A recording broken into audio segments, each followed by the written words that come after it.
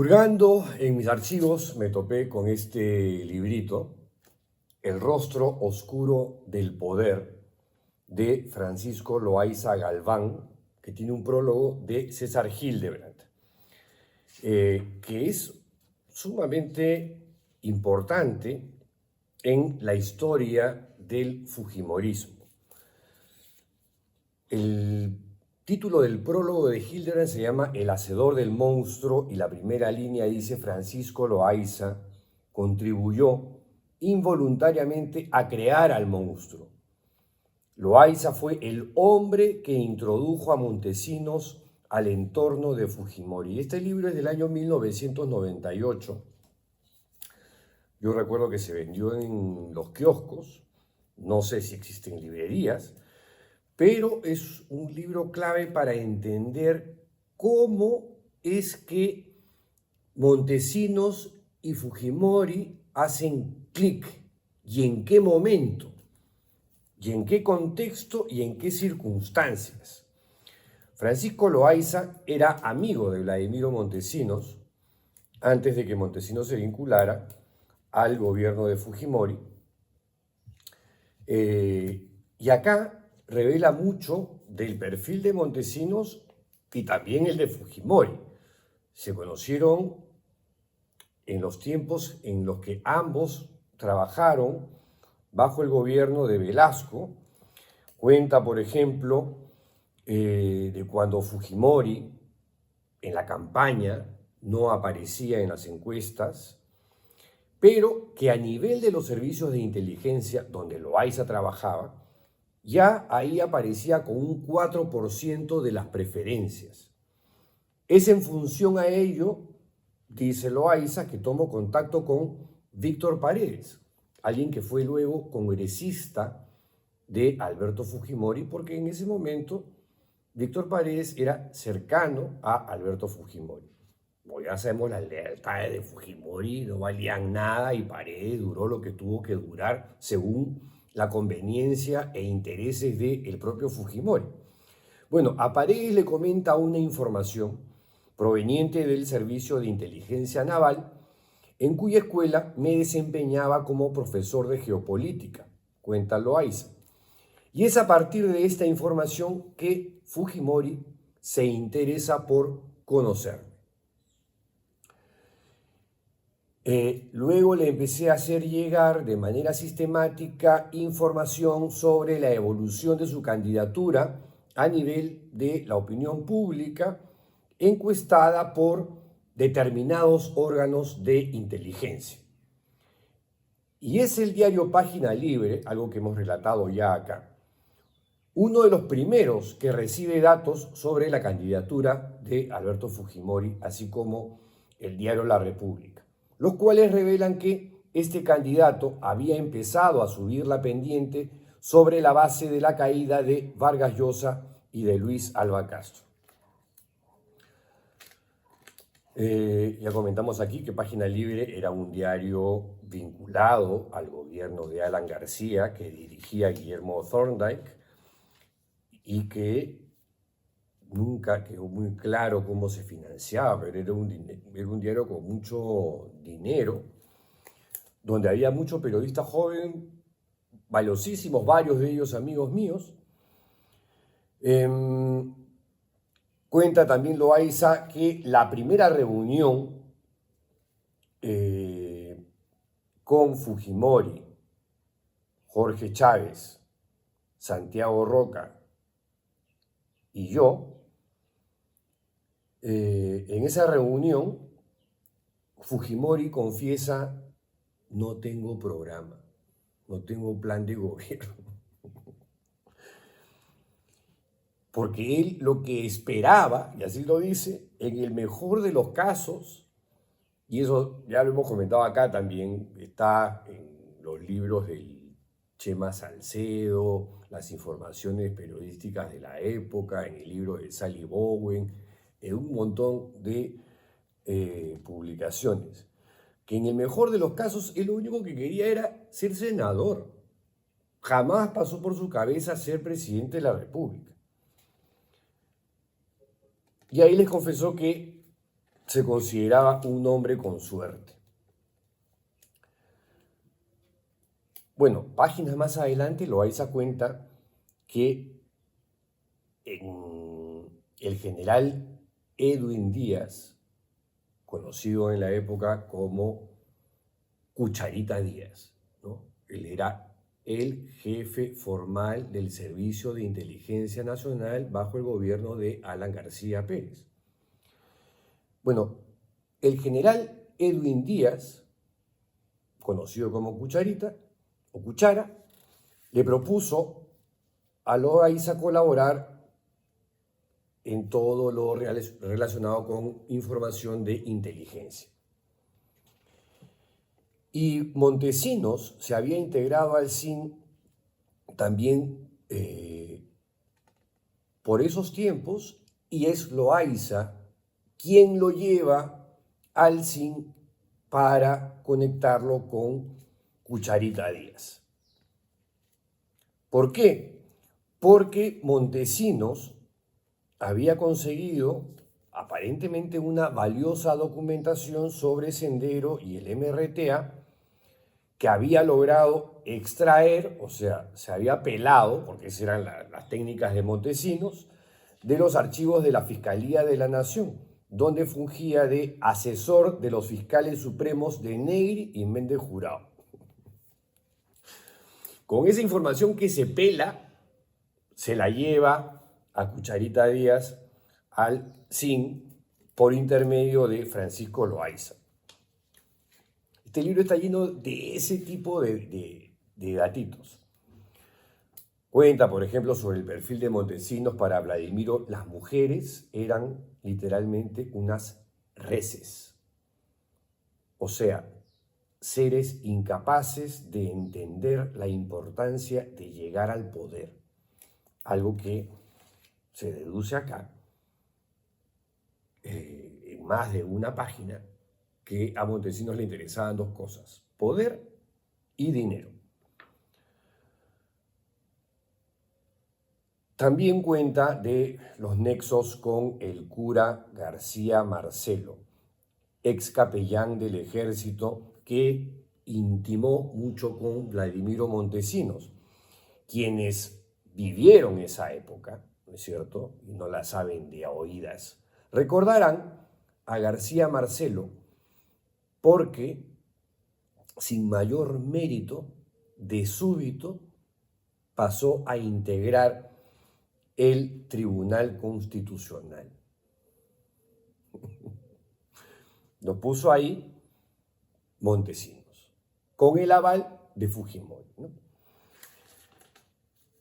Y claramente García Marcelo era el topo del CIN en el Tribunal Constitucional. Algo que además no pasó disimuladamente, porque en esa época las cosas se hacían así, a la mala, achoradamente, porque a ese régimen no le importaba nada, no le importaban las formas.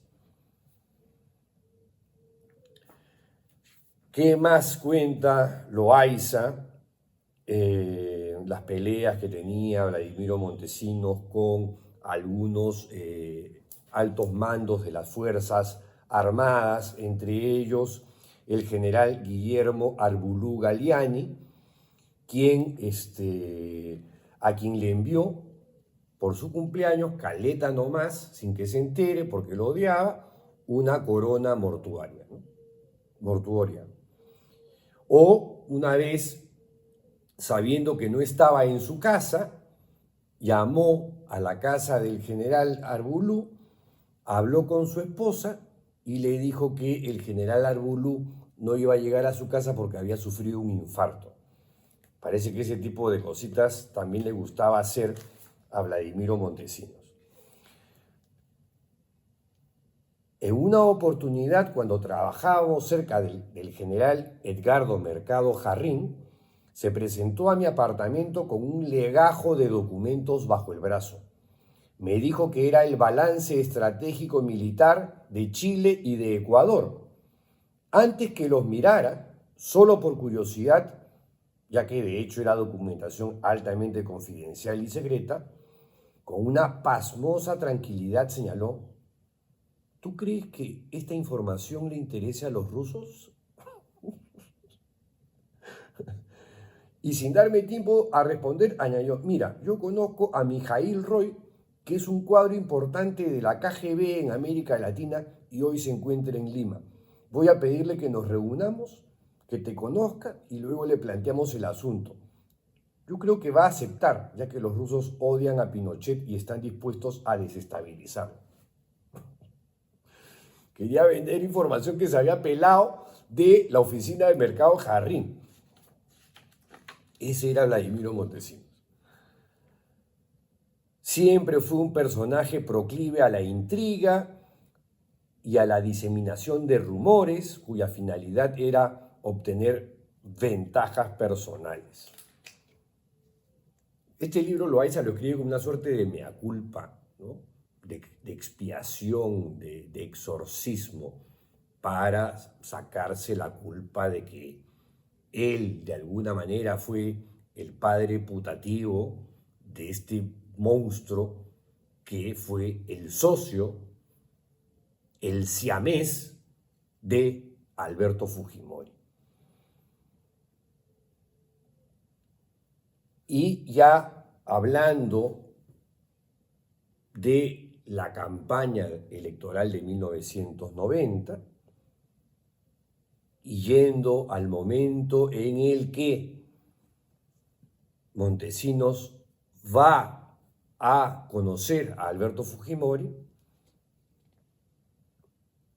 Loayza cuenta el evento que los conecta, y es que el entonces congresista Fernando Olivera, el diputado Olivera, estaba levantando investigación sobre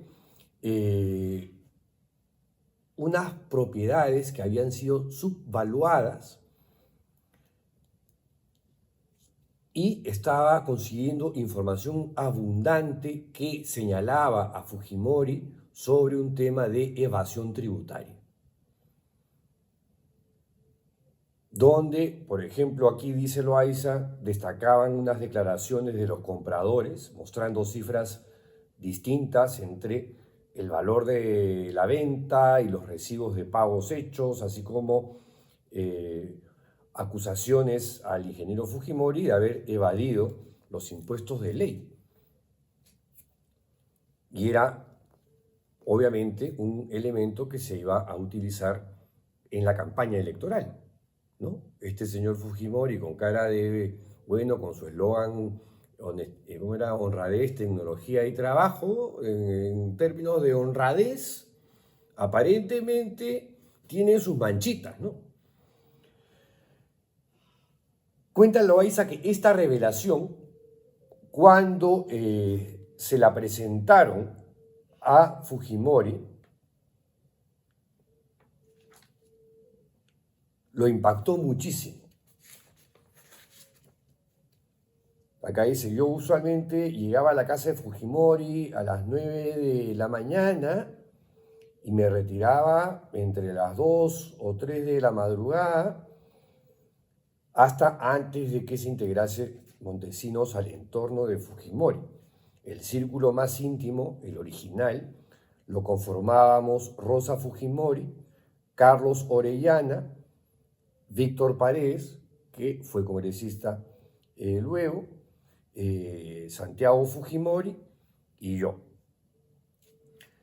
Bueno, cuando ocurre esto de que se enteran de la denuncia que estaba presentando o preparando Fernando Olivera sobre las evasiones tributarias de Fujimori, Fujimori le pregunta en ese momento a Loayza cómo bloquear esa denuncia, cómo neutralizarla, y si conocía a algún abogado eficiente en caso esto llegase a tribunales. Loayza le respondió que sí conocía a alguien de ese perfil, y ahí menciona el nombre: Vladimiro Montesinos. y le advierte, ojo, es una persona que tiene serias acusaciones en el ejército, siendo su amigo, que lo han considerado traidor a la patria. La foto de Montesinos aparecía en varios cuarteles, no podía ingresar, que había intervenido en un juicio a favor del general Valdivia Dueñas, al que le imputaron la matanza de Cayara. Y la respuesta de un Fujimori aparentemente más aliviado cuando escuchó que había alguien que le podía resolver el problema, dijo: quiero conocer personalmente a Montesinos. Arregla una reunión lo antes posible y si fuese hoy, mejor. Lo que hace a continuación Loaiza es hablar con el general Edwin Díaz, el jefe del servicio de inteligencia, y a él le pregunta si Vladimiro Montesinos podía participar en este asunto, que ya se lo había planteado a Fujimori. Díaz no solo me confirmó, o sea, me aceptó, sino que puso énfasis en que Alan García había dado su visto bueno para que Montesinos asuma la defensa de Fujimori. Porque Alan García seguía siendo el presidente de la República. Estamos hablando todavía de la campaña.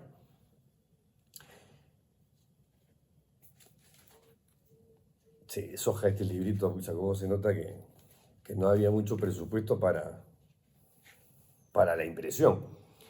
Bueno, para Montesinos, cuando se conocen a partir de ese incidente, que claramente se lo resuelve, para Montesinos, Fujimori era un personaje inculto y con una noción política elemental que había llegado a la posibilidad de ser presidente solo por el azar. En una conversación le dice a Loaiza y Montesinos todavía trabajaban juntos, todavía eran amigos: ese chino está en la calle. ¿Te das cuenta lo que representa Fujimori? ¿Has visto a su mamá? ¿Has visto cómo vive?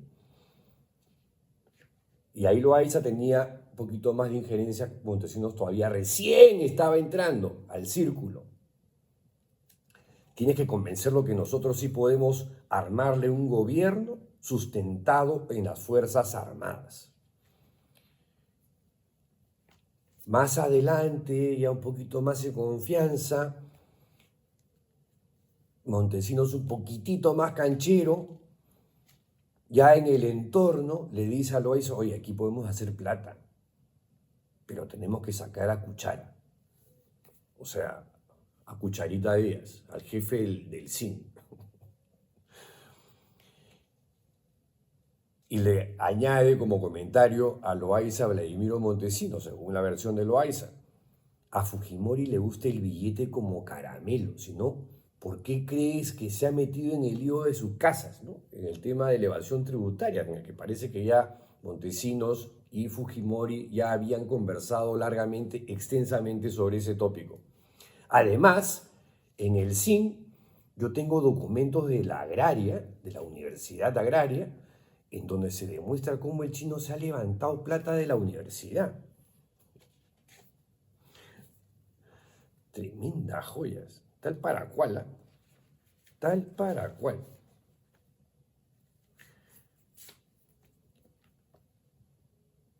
Y ya, después del triunfo de la segunda vuelta, para ir resumiendo, ya Montesinos era así con Fujimori. A Loaiza ya más bien lo estaban abriendo. La noche del triunfo, Fujimori ofreció una cena en el Chifa Lung Fung a todos sus colaboradores en la segunda vuelta. Montesinos, enterado de esta invitación, a la que no podía concurrir por su condición de colaborador clandestino, le advirtió que no coma ni pruebe bebida alguna porque el CIN había descubierto que el cocinero iba a atentar contra su vida envenenando su plato. Loaiza revela: yo me enteré de eso recién al día siguiente y ahí entendí por qué Fujimori no había probado nada de lo que comimos sus invitados. Me di cuenta cuando Vladimiro se lo confía a mi hija en tono jocoso, como si fuese una hazaña. Por supuesto no había nada, porque si no Loaiza no había podido escribir este sabroso librito. Y va rematando: confieso que nunca creí que el ingeniero Fujimori podría compatibilizar moral y éticamente con Montesinos, pero así fue. Hoy, estas afinidades van más allá de lo que nos podamos imaginar. Este libro salió publicado todavía en los tiempos del régimen, época además más dura. Y hacia el final da un dato que me parece súper interesante, donde Loaiza comenta que los primeros días de noviembre de 1991, el golpe de Estado fue el 5 de abril de 1992, primeros días de noviembre del 91, recibí una llamada de Montesinos. Loaiza ya estaba fuera del círculo fujimorista, y me pedía participar en una reunión que había organizado y en la que iba a participar el general Edgardo Mercado Jarrín, ¿no? Con el que antes había trabajado Montesinos y al que le había robado información de su oficina. Nos reunimos los tres y Montesinos nos hizo una exposición sobre la posibilidad de un golpe cívico-militar presidido por el presidente Fujimori, en plan Bordaberry, ¿no? Que fue lo que ocurrió en Uruguay. Fue, según nos dijo, solo para recibir nuestras opiniones. O sea, no lo presentó como algo que estamos pensando, ¿no? Simplemente un escenario entre no sé qué otras cosas más habrán hablado en esa reunión. Ese año, 1991, antes de perpetrar el zarpazo del 5 de abril, que claramente fue una cosa súper organizada, ya habían una serie de manifestaciones por parte del presidente electo, ya en funciones, Alberto Fujimori, que fue revelando la revista Caretas. Básicamente enfocado en los enfrentamientos deliberados por parte del Ejecutivo contra las dos cámaras, contra la Cámara de Diputados, contra la Cámara de Senadores. Y uno de los grandes pretextos fueron unos decretos legislativos que presentó Fujimori para que los apruebe la Cámara de Diputados y que tenían que ser luego revisadas por la Cámara de Senadores en un plazo absolutamente corto, muy sumario, y que era evidente pues, que no estaba pidiendo prácticamente un imposible. Estaba provocando al Congreso, ¿no? Y lo estaba planteando además de malas maneras. Ya era la época en la que Fujimori se refería a los diplomáticos como maricones, SIC, cuando se refería a los jueces como chacales, y al Congreso como un lugar donde se hacía lobby a favor del narcotráfico. Por supuesto, sin ningún sustento. Uno puede decir eso ahora de este Congreso, ¿no? De las vinculaciones con la minería ilegal, con las universidades cutre, etc., etc., y hay cómo documentarlo. En esa época, los diputados y los senadores tenían otro nivel, ¿no? Había de todo para variar, habían malísimos, pero había unos que tenían super nivel. Y había gente muy correcta. Uno podía tener discrepancias, diferencias ideológicas, políticas, de lo que fuera. Pero había gente honesta, correcta e íntegra en todas las bancadas políticas. Estos decretos, comenta Caretas, no fueron coordinados con los partidos, o sea, que era lo lógico antes de presentar algo y vamos a presentar esto y en un país democrático, ¿no? Que hasta esas elecciones, incluyendo a Alan García, con todas sus incompetencias, había por lo menos un intento de establecer algunos consensos mínimos. Aunque ese gobierno de García también fue un desastre. Pero, nada, Fujimori venía con su paquetazo de decretos y una fecha límite para que se los apruebe. Y de esa manera dificultar la discusión en el Parlamento. Caretas comenta sobre este paquetazo legislativo, decretos legislativos entre Friedman y el Führer. Y por eso lo ponen así a Fujimori con su bigotito hitleriano. Se percibe una tendencia autoritaria y limitante de los derechos democráticos en un conjunto de normas referentes a la defensa nacional y la guerra antisubversiva. El decreto legislativo 699, por ejemplo, permite una mayor militarización en las zonas de emergencia. El decreto legislativo 762 amenaza, por ejemplo, la libertad de prensa al prohibir la difusión de actividades secretas. En otro de los decretos propiciaban la creación de órganos de inteligencia en todos los ministerios. El decreto legislativo 740 ampliaba los poderes de los comandos políticos militares en las zonas de emergencia. Fernando Rospigliosi, hay más cosas. El decreto legislativo 746 sobre el sistema de inteligencia obligaba a cualquiera a proporcionar la información que los órganos de inteligencia requiriesen. Y esta, según Caretas, era la ley, una de las leyes más peligrosas para cualquier disciplina, en particular si uno quiere hacer periodismo de investigación.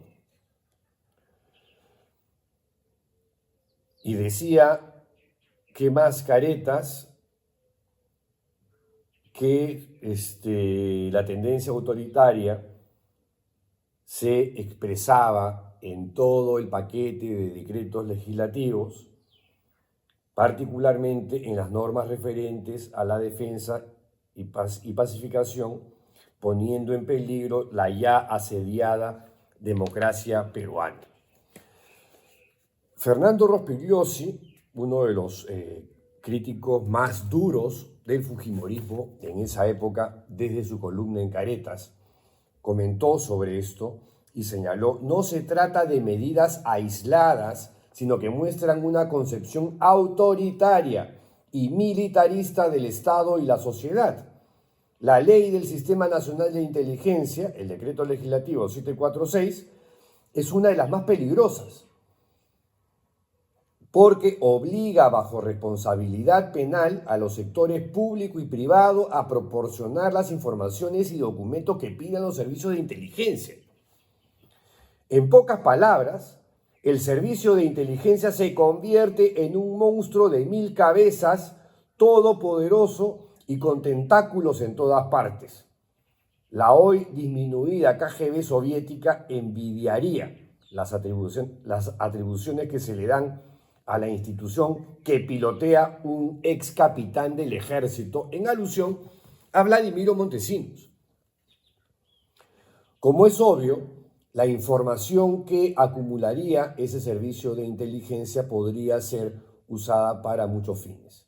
El chantaje y la extorsión política, por ejemplo, para evitar la oposición y las críticas incómodas al régimen.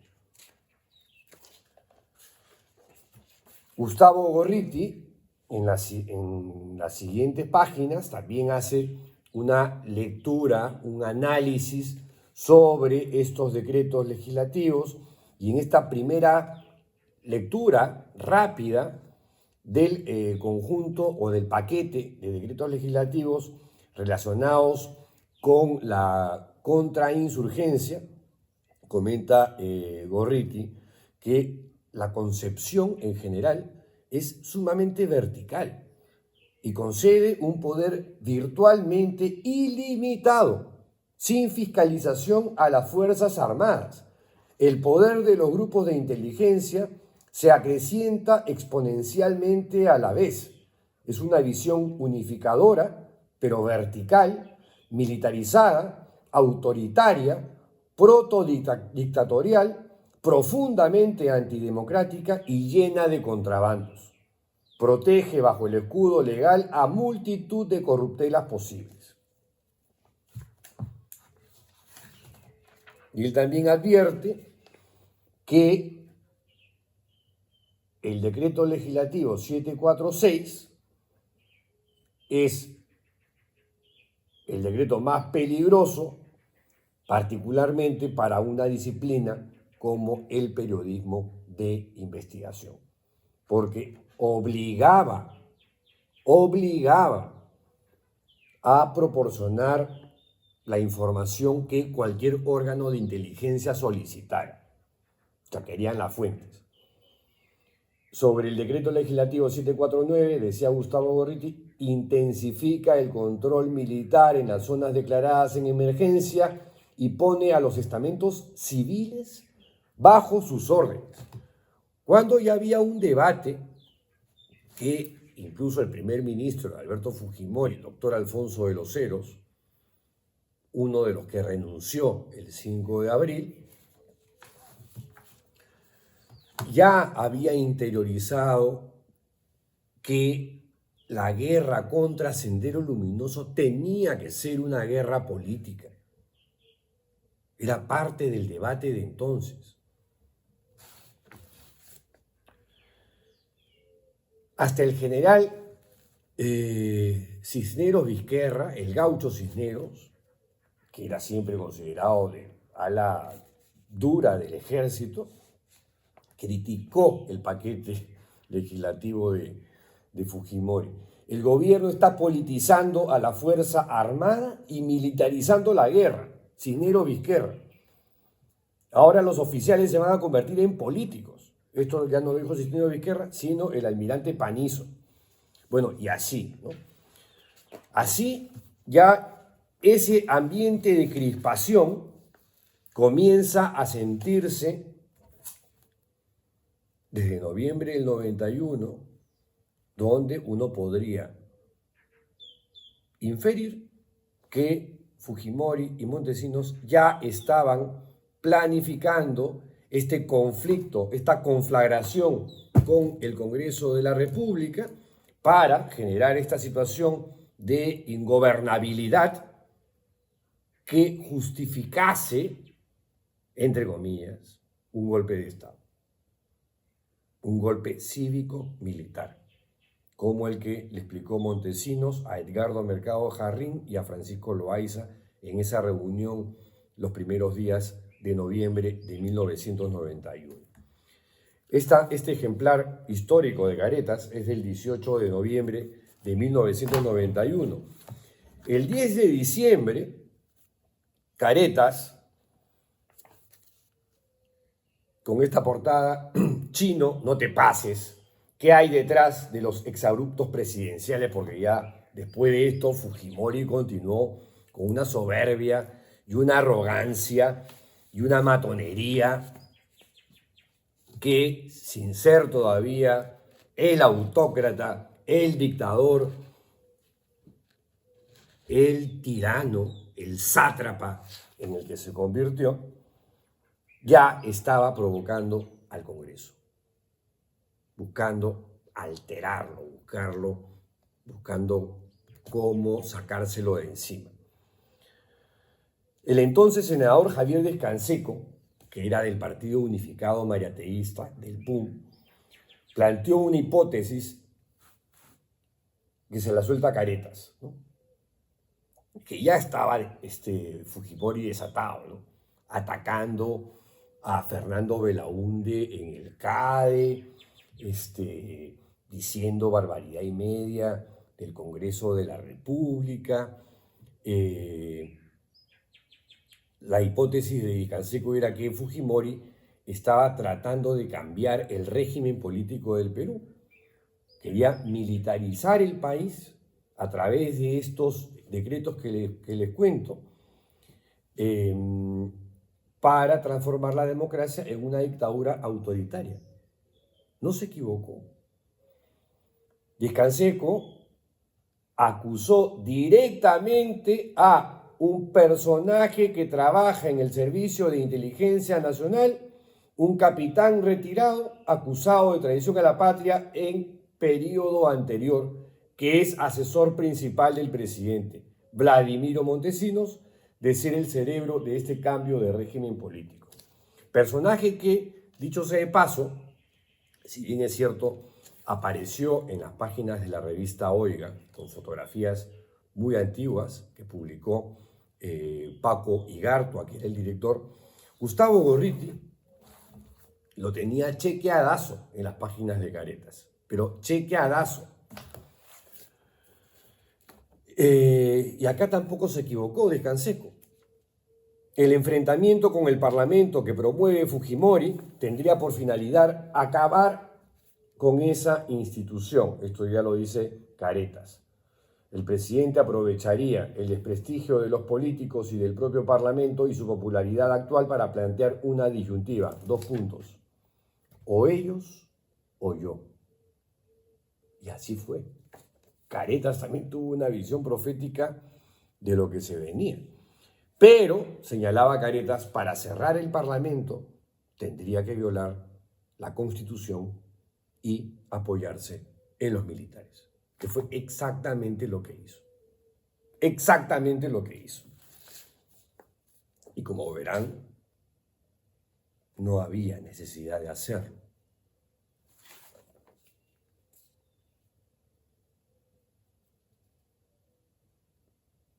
Me alucina la gente que defiende, no, pero las situaciones tenían una Cámara de Diputados, una Cámara de Senadores que estaba dispuesta a dialogar sobre el paquete legislativo.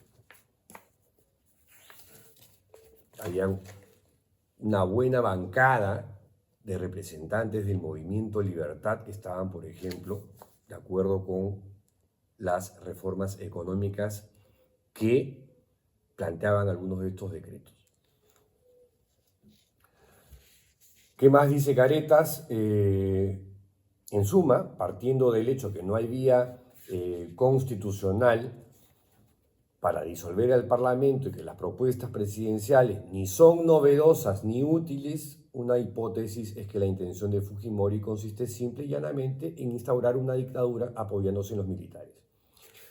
Lourdes Flores, consultada por Caretas, señaló: a Fujimori se le han subido los humos, está mareado por los éxitos, está mareado por su rápido ascenso a las cumbres del poder, y eso le ha producido un soroche político. Y ahora pretende hacer lo que le viene en gana, pasando por encima a todo aquel que se oponga a su voluntad.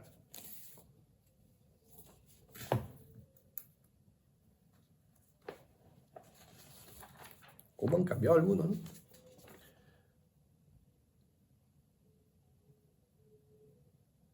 Se pregunta Caretas, ¿debemos pensar que sus ataques al Parlamento son espontáneos, que son producto de una ira incontenida, o más bien responden a una estrategia que busca algún resultado que todavía no ha revelado? Todo calza. Todo calza. Este librito de Loaiza realmente es una joyita.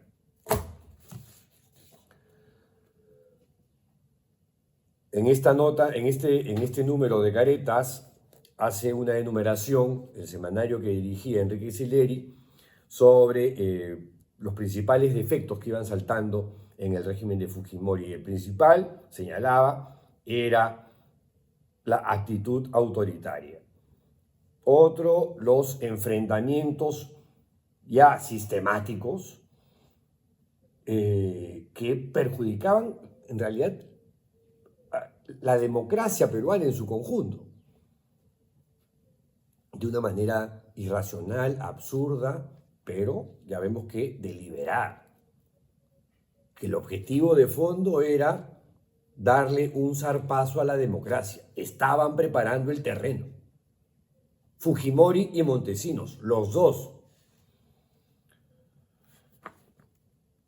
Desprecia la idea misma de la concertación, del diálogo, rechaza los acuerdos, sin los cuales no puede subsistir una democracia. Acusaba también la soberbia insospechada de Fujimori, que estaba desarrollando un culto a su personalidad, acompañado por ayayeros que siempre estaban dispuestos a cantarle loas. Apuntaba el tema de la evasión de impuestos y la poca transparencia ya expuesta por Fujimori durante la campaña de mantener este oscurantismo sobre temas que la opinión pública debía conocer. En su columna Controversias, Fernando Rospigliosi vuelve al ataque y dice: existe una peligrosa tendencia autoritaria en Fujimori que cada vez se hace más explícita. Ensoberbecido por algunos éxitos ciertos y por la desmesurada adulación de algunos grupos, el presidente parece creer que siempre tiene la razón y que puede atropellar a todo aquel que se interponga en su camino.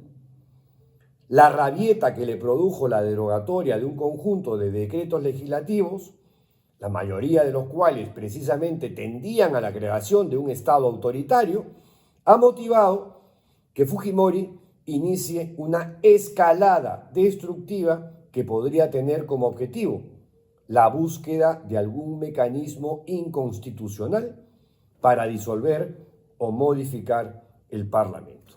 Y Rospigliosi no se equivocó, porque lo que vino a continuación fue el golpe de Estado del 5 de abril en 1992, varios meses después, porque estaban preparando el terreno, porque hacia eso iban. El objetivo lo tenían clarísimo. Ya había un propósito, ya había una misión, un objetivo, y la fecha, en qué momento la habrán decidido, no lo sé.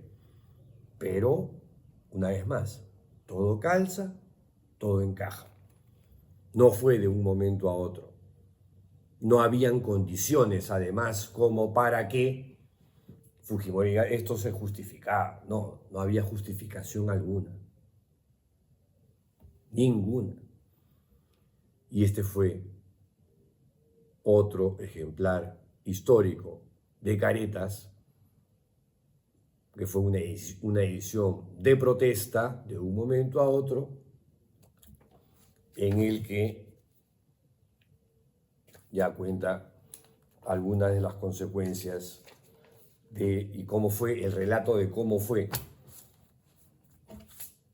el 5, el 6 de abril y la reacción de la clase política y de los primeros adulones que aparecieron justificando lo injustificable. Hasta mañana, si la tolerancia lo permite. ¡Chao!